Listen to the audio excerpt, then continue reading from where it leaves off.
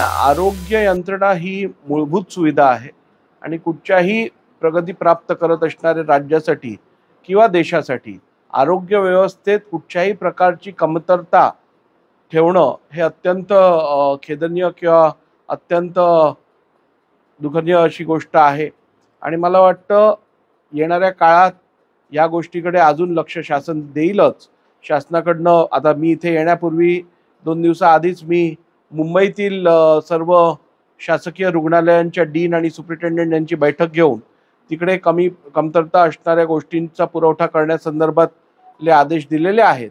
आणि निश्चितपणे कोकणाला पण जर का अशी काय गरज असेल तर मी स्वतः याच्यात लक्ष टाकून शासनाचं लक्ष आकर्षित करून येणाऱ्या अधिवेशनातही या विषयात कोकणवासियांना न्याय मिळवून द्यायचा पूर्ण प्रयत्न करीन। आमचे दिवसभरातले सर्व अपडेट्स, ताज्या घडामोडी आणि थेट लाईव्ह पाहण्यासाठी सबस्क्राइब करा, लाईक करा कोकणचं नंबर 1 महा चॅनल कोकणसाद लाईव्हचं YouTube चॅनल।